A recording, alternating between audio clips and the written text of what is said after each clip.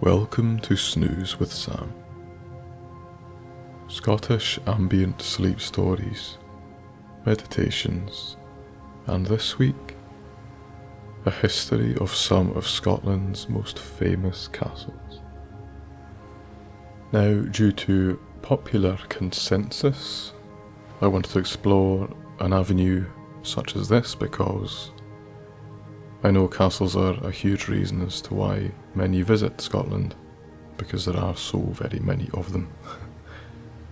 Obviously where I'm from, up in the Highlands and Islands, they are everywhere, but there's almost too many to reference. But there's a very good place to start, and that's some of Scotland's most well known, and for a very good reason as well. So when you are quite ready,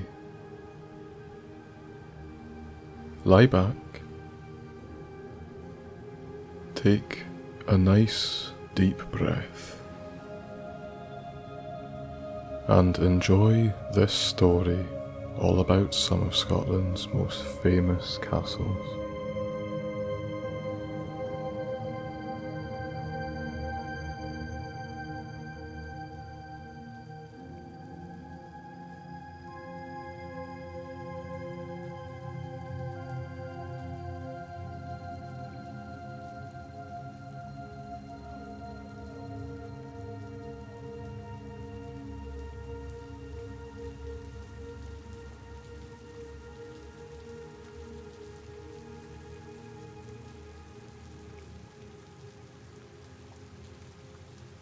Scotland is home to more than 1,000 castles. One area in particular, Aberdeenshire, claims more castles per acre than any other part of the United Kingdom. More people than ever are flocking to visit castles in Scotland, including over 5 million one recent year. But what draws so many visitors to Scotland's castles? Well, these grand estates embody the proud history of Scots who fought for survival and independence. The architecture, the furnishings, the art, and the artifacts, even the ruins of some castles, they all have stories to tell about those who lived and worked there. And almost all of Scotland's castles, whether richly restored, painstakingly preserved, or lying in ruins, they all stand amidst the most stunning and dramatic vistas you can imagine.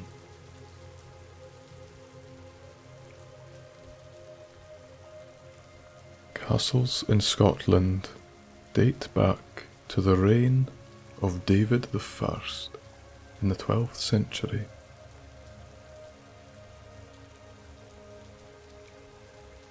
As a young man, David lived in England and saw castles built by Norman invaders to strengthen themselves against the native population.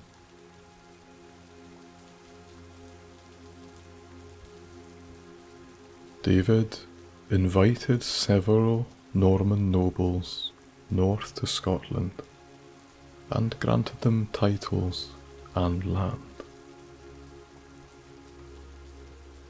Soon enough, their castles began dotting the countryside and shorelines.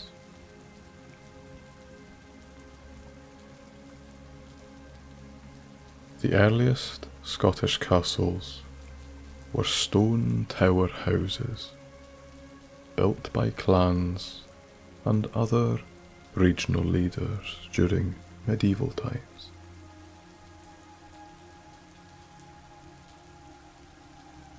Tower houses were especially common in the vulnerable Scottish borders area, where attacks sometimes came from England.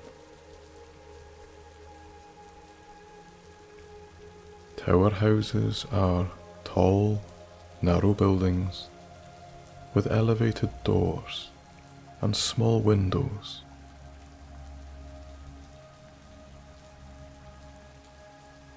Kisimul Castle, built in the 1400s on the tiny island of Barra, is a 3-level tower house, for example. A stone curtain wall attached to the tower house encloses and protects a few smaller buildings. Some of the much larger castles in Scotland today were built around these older tower houses. One example is the famous Cawdor Castle in the Scottish Highlands. The Thane of Cawdor built this enormous stronghold around a 4-storey tower house. Also, the famous Glamis Castle expanded the footprint of a much older tower house that also served as a royal hunting lodge for the kings of Scotland.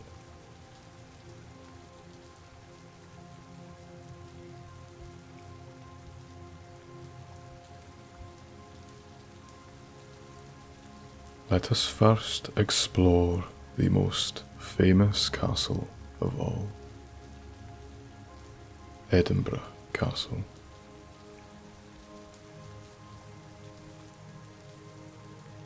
The history of Edinburgh Castle is closely entwined with the history of Edinburgh and of Scotland as a whole.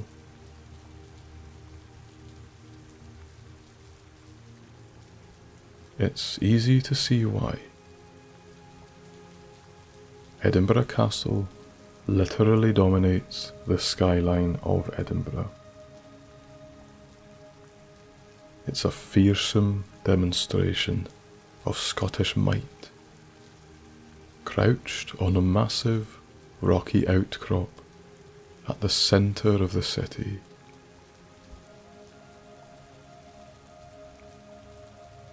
To help explain the significance of this mighty military citadel, here is a wee chronological history from inception through to modern times.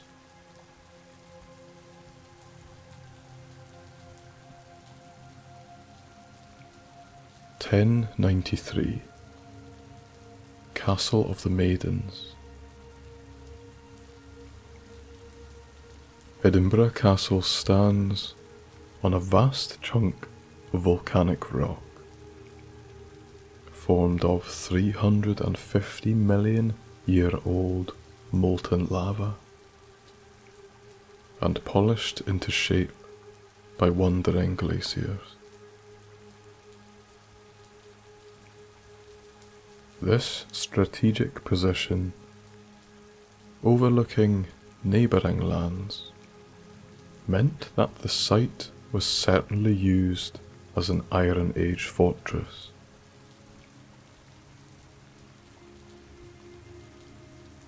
But the earliest record of a castle comes in the year 1093, when the Picts and the Scots established the Castle of the Maidens on this spot.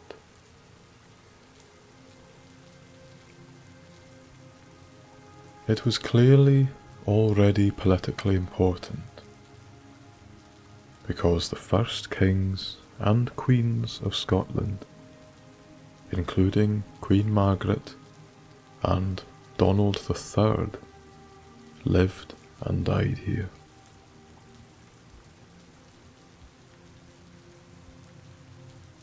The year 1290.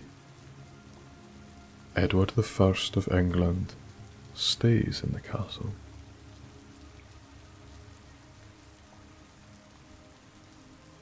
Edward I of England was a truly fearsome king who brought the lands of Wales into English control.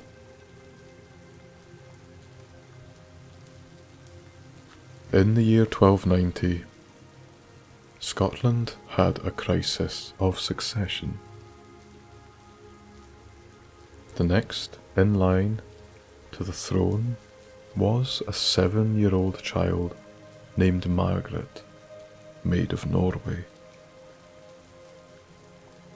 However, she tragically died en route back to Scotland for her coronation.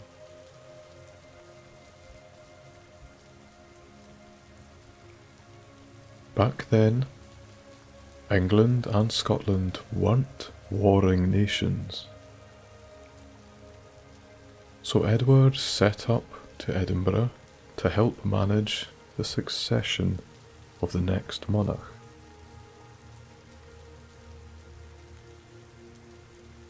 However, his motives were not entirely pure. Edward had successfully captured the land of Wales and sensed a power vacuum in Scotland. As a result, he sought to exploit the situation. In 1296, he captured the castle as part of a risky conquest of Scotland.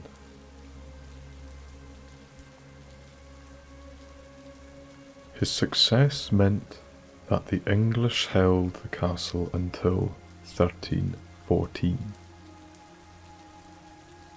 at which time it was won back by Scottish forces.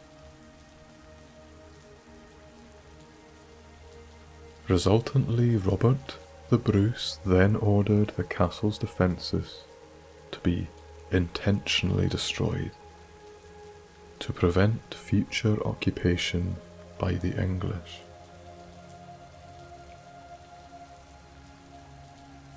However, his strategy was successful only in the short term. The English recaptured the castle in 1335, although it was then won back again by the Scots 6 years later in the year 1341.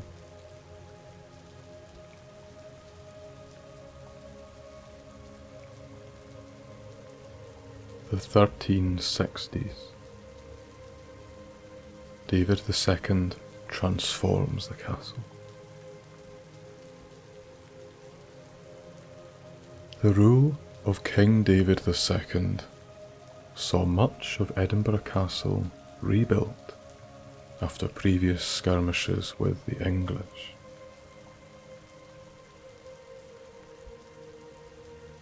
One of his grandest works was the vast David's Tower that would have stood more than 30 metres high, a tremendous height.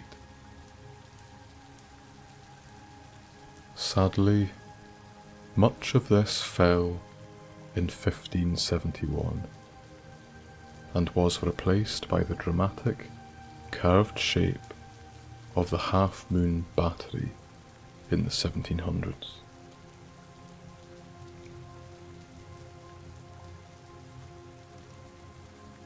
(1460) James III creates a royal palace.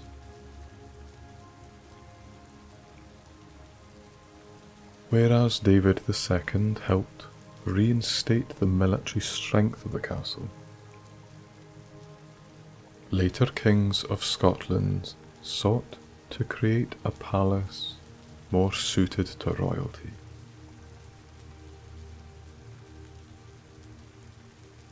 James III established Edinburgh to be the true capital of Scotland and invested large amounts of money in rebuilding and refurbishing the royal residences of the castle.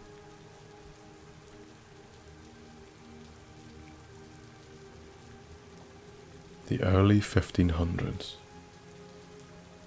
housing the honours of Scotland.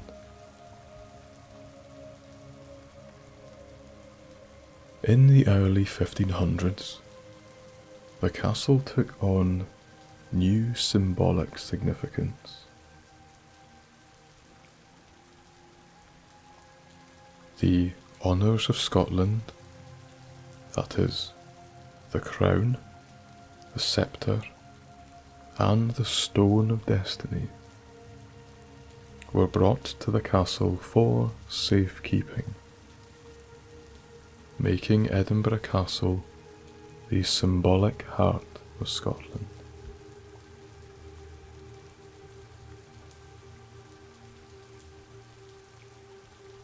(1571) The Siege of Mary, Queen of Scots.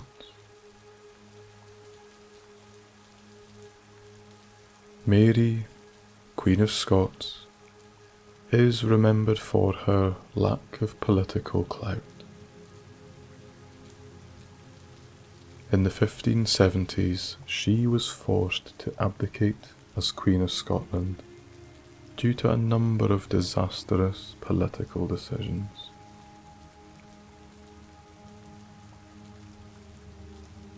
However, many nobles in Scotland remained loyal to her, and so barricaded themselves in Edinburgh Castle to demonstrate their allegiance. This, unfortunately, was a foolish move. In 1573, Queen Elizabeth of England, increasingly exasperated with the troublesome Mary, lent vast weapons to destroy part of the castle and end the occupation. The castle was badly damaged in the siege, and Mary's sympathisers were resoundingly defeated. The siege was another demonstration that Mary was a liability to Elizabeth, and doubtlessly contributed toward her execution in 1587 for treason.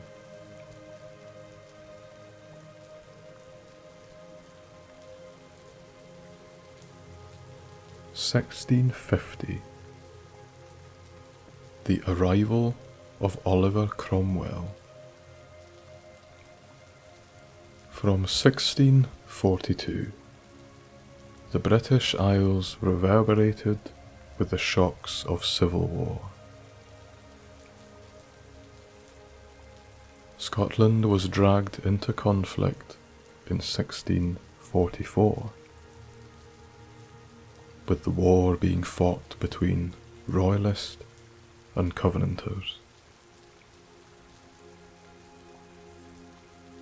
Ironically though, it was events in Scotland that threatened to destabilise Oliver Cromwell's aspirations for an English republic.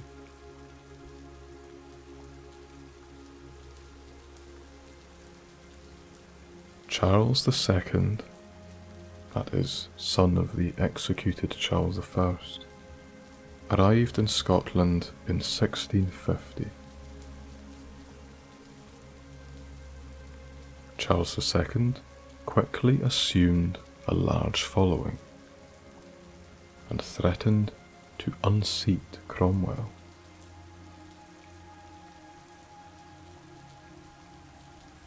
Cromwell rushed north of the border to store up his power and captured Edinburgh Castle in 1650.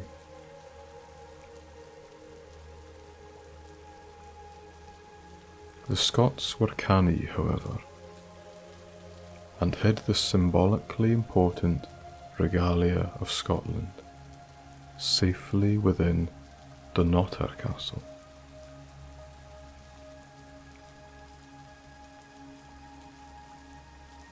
In 1660, Charles II was restored as King of England and Scotland.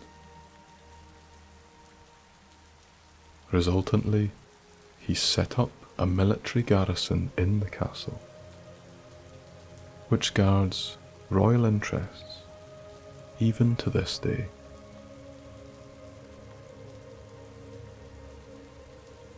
Indeed, most of the buildings you see in the present-day castle were the result of military installations from the 17th century onwards.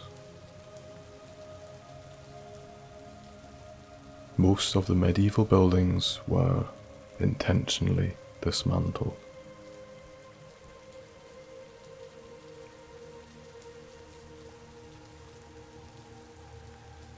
(1689) A Jacobite struggle.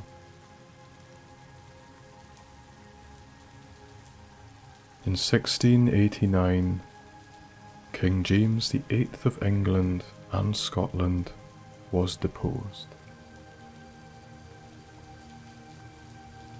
The governor of Edinburgh Castle was a fervent supporter of James, however, and obstinately held siege inside and against the rule of William and Mary, the new king and queen. William and Mary quickly quashed his insolence. But the Jacobites weren't finished.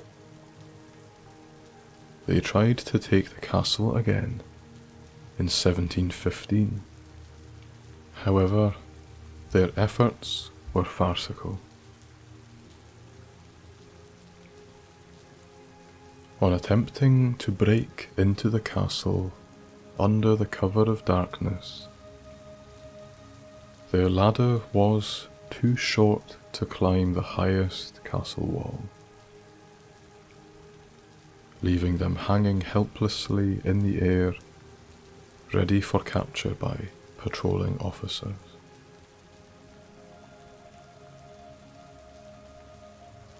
They had come close, though, and the defences of the castle were ramped up to avoid repetition in the future.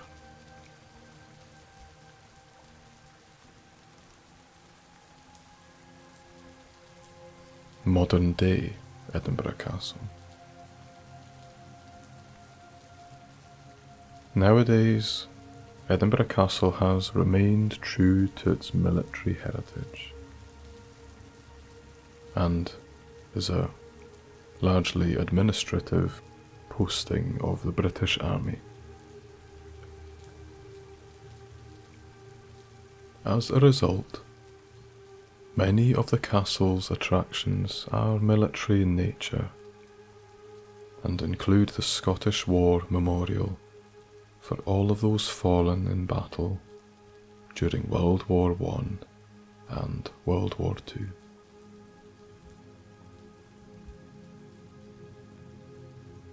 Presently, the castle is Scotland's biggest tourist attraction and hosts around 1.5 million visitors a year.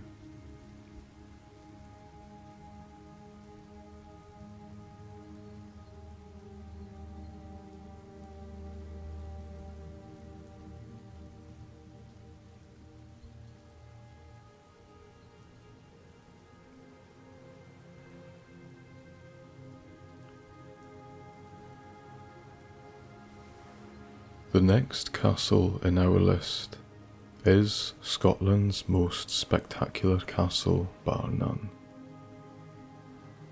the aforementioned Dunnottar Castle.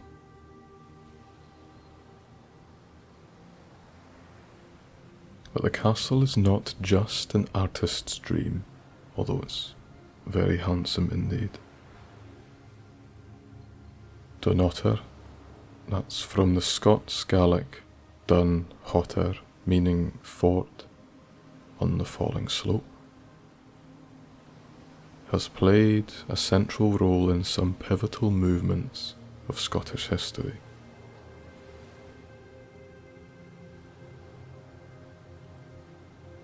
Dunnottar was besieged by William Wallace. He was once guardian of the crown jewels in Scotland, and has been enmired in battles between English and Scottish people.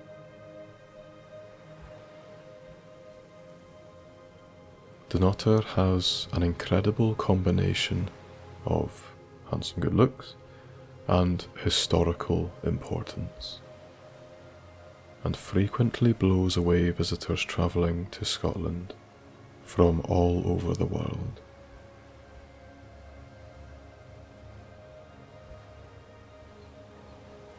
The spectacular sight of Dunnottar Castle.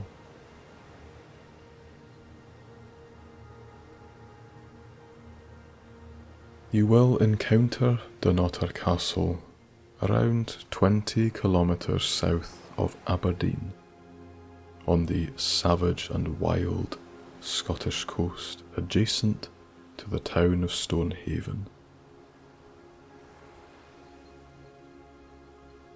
The castle is situated on a dramatic thrust of rock which bulges out from the shoreline. This flat-topped red sandstone island is surrounded by the choppy North Sea and was once connected to the mainland by a natural causeway, the Fiddlehead.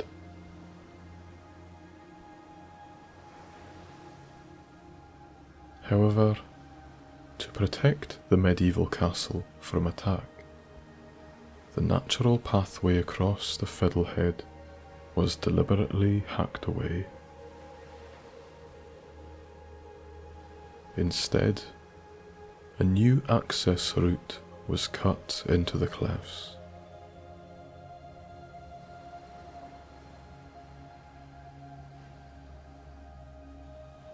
This plunging, narrow entrance route was designed to be a nightmare for any would-be attacker.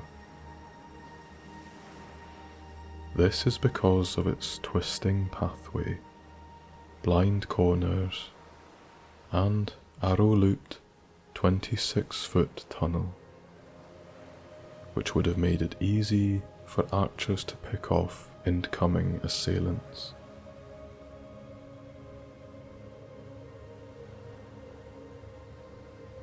But if an attacker could make it to the castle gatehouse, they'd have been amazed at what lay behind.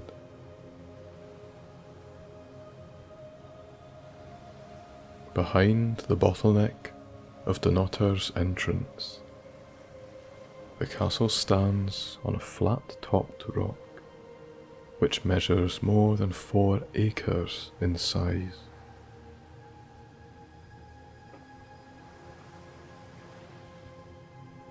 Whereas other castles had to cram in smaller buildings to fit behind their expensively built curtain wall, Dunnottar has the luxury of being able to spread itself across the top of this magnificent rock, naturally defended on all sides by the lashing ocean.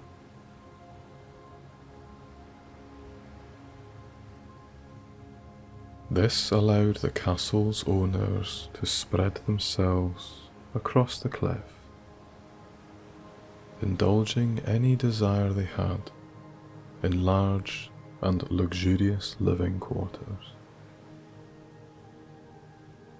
This even included a palace fit for a king.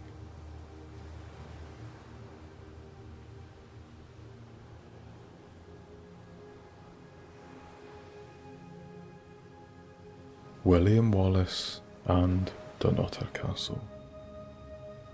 The massacre of the English troops during the Wars of Scottish Independence.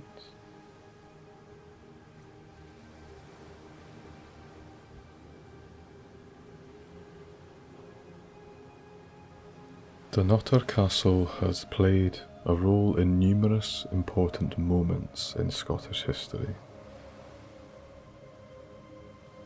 One of the grislier moments came during the Wars of Scottish Independence.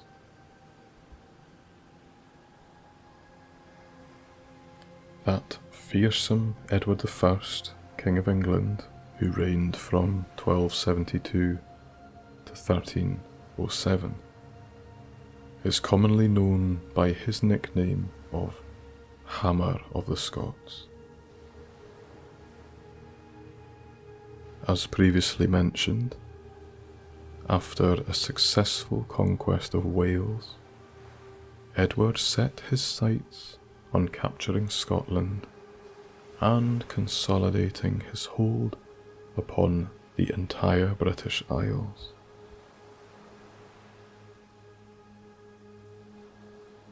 Scotland, however, because we were hewn from the grittiest of grit, proved a hard nut to crack. Although Edward I seized the opportunity to exploit a power vacuum in the country, and famously sacked the town of Berwick in 1296, his victories stirred up nationalist resistance, led by the charismatic William Wallace.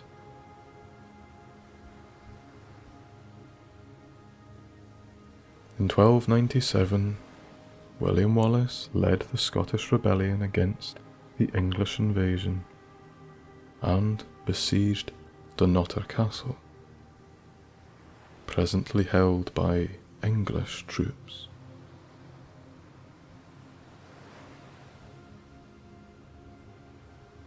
Terrified by the progress of Wallace's troops, as many as 4,000 English soldiers holed themselves within the stone chapel inside Dunnottar Castle, naively believing that hiding out in a church would spare them from death.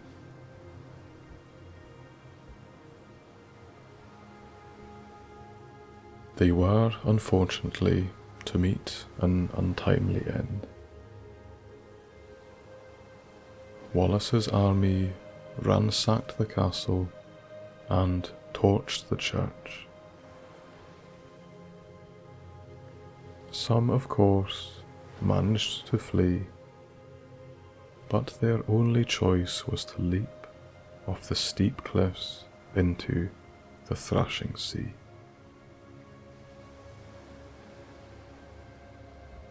Also in the 1470s, the poet Blind Harry described the leap of the soldiers in his epic poem of William Wallace's life.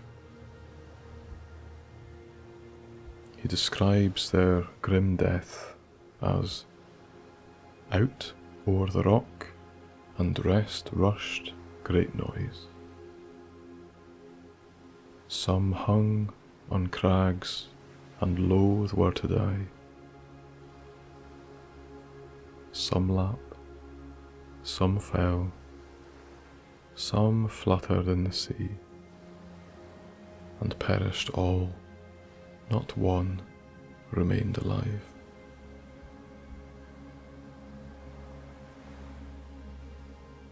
But we should take these words of Mr. Blind Harry with a pinch of salt, because he wrote this poem more than 100 years after William Wallace died. However, it's this work of literature which created the legend of William Wallace himself.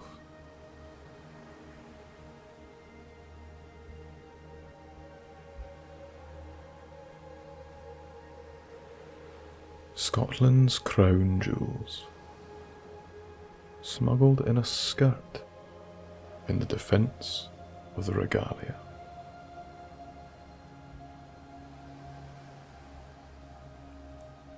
There was another very important moment in Dunnottar Castle's history, and it happened back in the year 1651. In the 1650s, Dunnottar Castle was thought to be the most secure spot in the whole of Scotland. As a result, it was the perfect place to guard the Scottish crown jewels, protecting them from the advancing English army of Oliver Cromwell.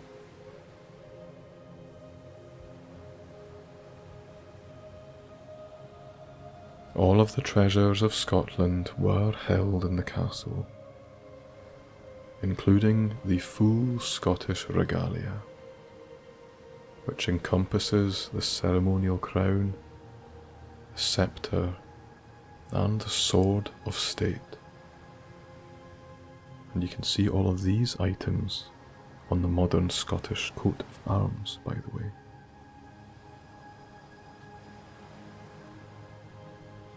However, in 1651, Cromwell's army, led by General Overton, laid siege to the castle.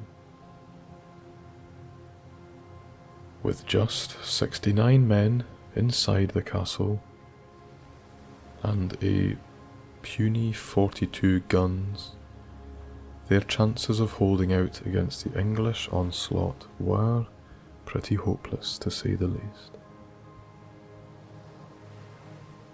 It would have been a terrible blow for national pride if the Scottish crown jewels had fallen into the hands of the English, don't you think?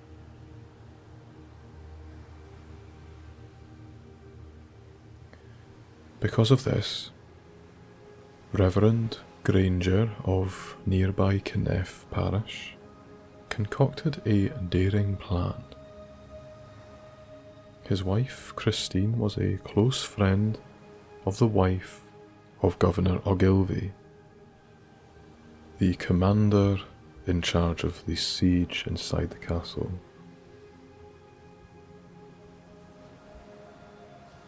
Christine Granger was heavily pregnant and rode up to the English troops bombarding the castle. She appealed to the better nature of the English commander, General Overton, saying that English gentlemen should naturally spare women from war. To that end, she liked to visit her close friend inside the castle for moral support.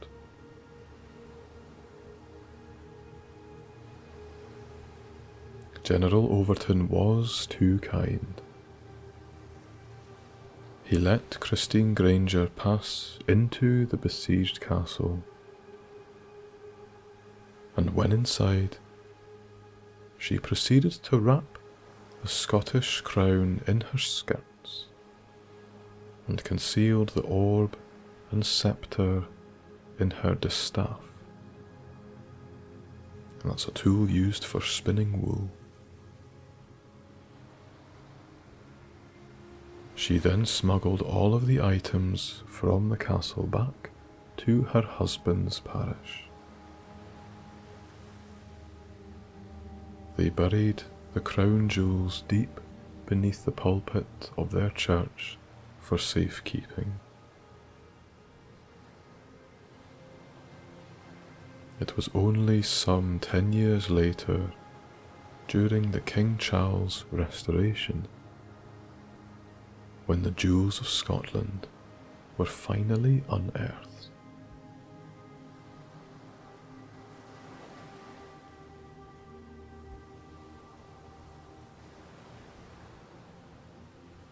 Exploring Dunnottar Castle today, of ruins and memories.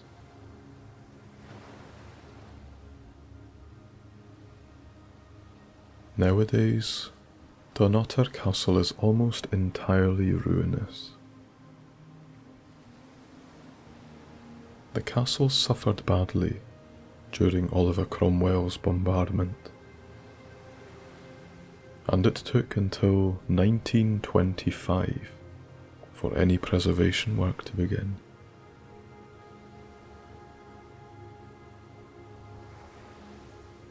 Considering the castle's position alongside the beating sea and battered by howling winds,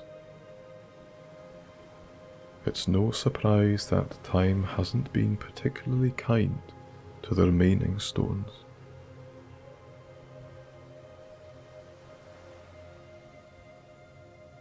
Almost all of the site today is ruined. You'll find yourself wandering around the evocative remains, which can be tricky to visualize as once was.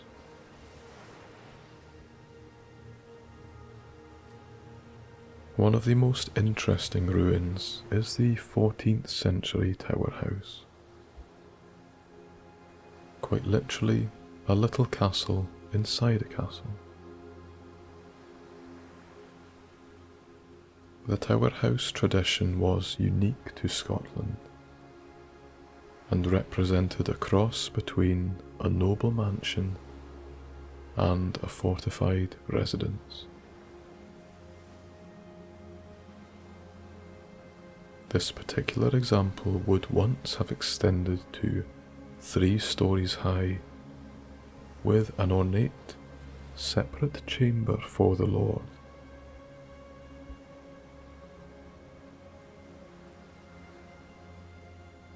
The Tower House was an excellent example of luxurious accommodation being added to a medieval fortress. However, the Tower House was trumped by the construction of the polygonal palace at the brink of the headland. The palace would have been built in the early 17th century, a phenomenal accommodation designed to maximise the dramatic views across the neighbouring coast.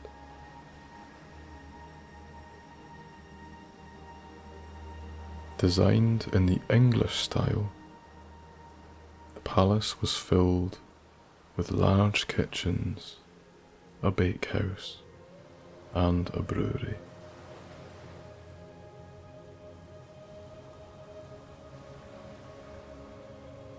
This palace's accommodation enjoyed the ultimate accolade. It was literally fit for a king. As King Charles II lodged in the king's bedroom well into the mid-1600s.